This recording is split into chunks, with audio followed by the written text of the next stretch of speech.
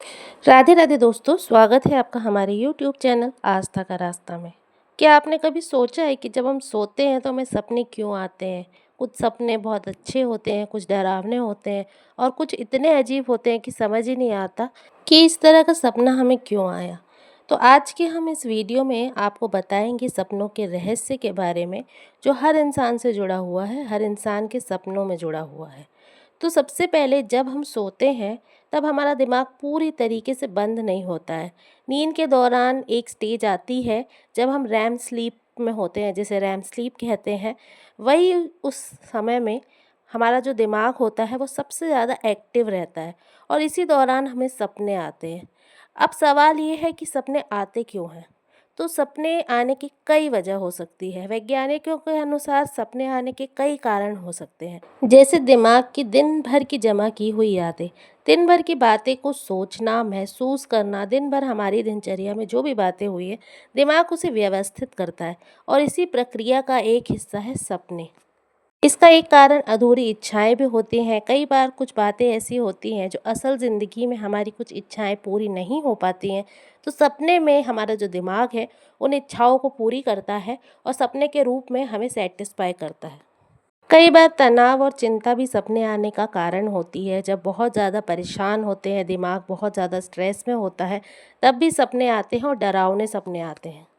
एक विशेष समय होता है 3 से 4 बजे का, जब एकदम सोने का जो बहुत ज़्यादा गहरी नींद का समय होता है, उस समय विशेष तौर पर सपने आते हैं, क्योंकि उस टाइम पे हम बहुत गहरी नींद में सोते हैं और हमारा जो दिमाग है वो 90% तक सो जाता है। उस टाइम पे हमें सपने दिखते हैं, ज़्यादातर सपने उसी समय पे आते हैं। कल्पनाओं और यादों का मिश्रण। कभी-कभी आपने देखा होगा कि सपने में बहुत अजीब सी चीज़ें होती हैं, क्योंकि दिमाग जो है वो पुरानी यादों को, पुरानी कल्पनाओं को मिलाकर एक कहानी रच देता है और जिसे सपने के रूप में हमें बताता है, जो बहुत पुरानी बातें हमारे साथ बीत चुकी हैं, लेकिन हमारे दिमाग में उसको वो संजो के रखता है और उसे कहानी बना के हमें सपनों के रूप में दिखाता है। कई बार सपने आने की वजह बहुत ज़्यादा असमंजस भी होता है। दिमाग में जब बहुत सारी चीज़ें एक साथ चलती है और उसी बीच में नींद लग जाती है, तो वो सारी चीज़ें जो हैं वो सपने के रूप में हमें आती है और हमें उसको सपने का ना कोई मतलब होता है, ना कोई मीनिंग होता है, कुछ समझ नहीं आता है, लेकिन सपने के रूप में ये हमारे दिमाग में चलता रहता है। जानवरों को भी सपने आते हैं। जब वो सोते हैं, उनके सपने इंसानों से थोड़े से अलग होते हैं, लेकिन उनकी प्रतिक्रियाएं देख के समझ सकते हैं कि जानवर भी सो रहे हैं और उन्हें सपने दिख रहे हैं। तो क्या सपनों का कोई मतलब होता है? कुछ लोग ऐसा भी मानते हैं कि सपने भविष्य बताते हैं, लेकिन विज्ञान के अनुसार ज़्यादातर सपने हमारे दिमाग की गतिविधि होती है। इसमें कोई भविष्यवाणी नहीं होती।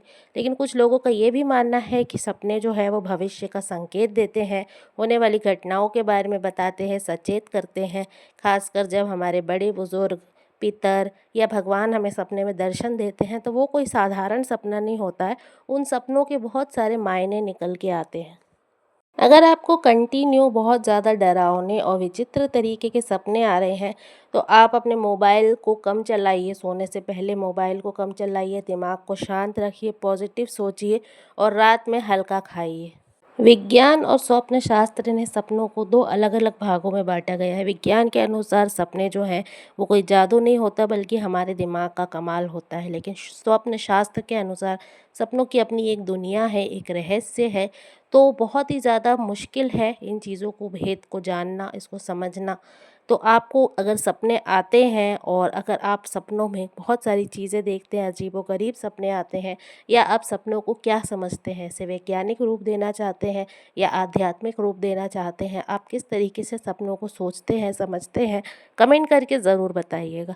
अगर ये वीडियो पसंद आए तो लाइक कीजिए और अगर चैनल को अभी तक सब्सक्राइब नहीं किया है तो हमारे चैनल को सब्सक्राइब कीजिए। और अगर आप इस वीडियो को पसंद कर रहे हैं तो लोगों से शेयर कीजिए, ताकि उन तक भी ये जानकारी पहुंचे। और कमेंट में आप अपने विचार और अपनी एक्सपीरियंस ज़रूर शेयर करें कि आपको किस तरीके के सपने आते हैं, और कमेंट में राधे राधे ज़रूर लिखें। धन्यवाद।